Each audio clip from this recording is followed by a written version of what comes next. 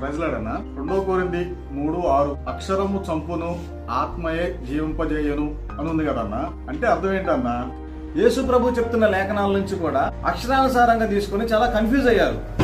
ఉదాహరణ చూద్దాం. యోహాను సువార్త 2వ అధ్యాయము 19-20 వచనాలు చూద్దాం. యూదులు అనుకున్నారు కదా, ఈ దేవాలయము 46 సంవత్సరాలు పట్టింది ఇశ్రాయేలు కట్టడానికి, ఏనేంటి 3 రోజుల్లో పడేసి కడతా అంటున్నాడు అని అపార్థం చేసుకున్నారు. కానీ 21వ వచనంలో ఏముంది?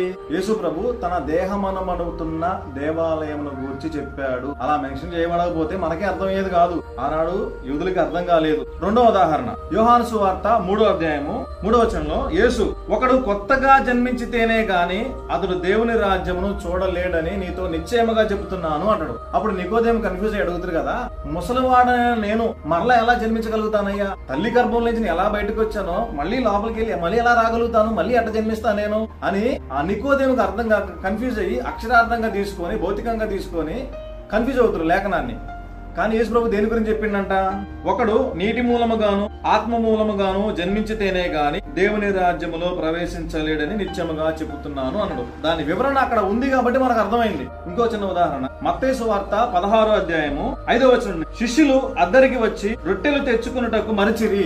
అప్పుడు యేసు సద్దూకయ్యులు పరిశులు అనే పులిసిన పిండి గురించి జాగ్రత్త పడండి అని శిష్యులతో చెప్తున్నప్పుడు వాళ్ళు భయపడి ఏమనుకుంటున్నారు? కాగా వారు మనము రొట్టెలు తేనందును కదా ఈ మాటలు చెప్పినని తమలో తాము ఆలోచించుకొనుచున్నారు. యేసు అది ఎరిగి, అల్ప విశ్వాసులారా, మన యొద్ద రొట్టెలు లేవని మీలో మీరు ఎందుకు ఆలోచించుకొనుచున్నారు?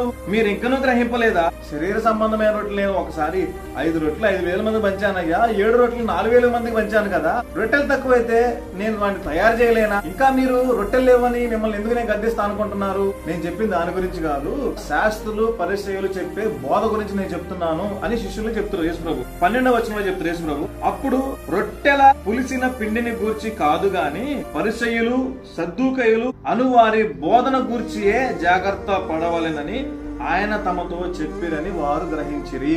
ఇక్కడ ఆలయం దగ్గరేమో శాస్త్రుల పరిచయాలు ఈ దేవాలయాన్ని పడగొడితే మళ్లీ లేపుతానని వాళ్ళు అక్కడ అపార్థం చేసుకున్నారు. శిష్యులేమో పులిసిన పిండి రొట్టెలు మర్చిపోయినందుకు ఆయన మనల్ని గద్దించిందని అనుకున్నారు. నికోదేమేమో ముసలివాడిని నేను మళ్లీ అలా జన్మిస్తానని అపార్థం చేసుకున్నారు. లేఖనాలని అక్షరార్థంగా తీసుకొని అపార్థం చేసుకున్నారు. మనం అలా ఉండొద్దు. లేఖనములోని ఆత్మ సంబంధమైన విషయాలు ఏంటో గ్రహించగలగాలి.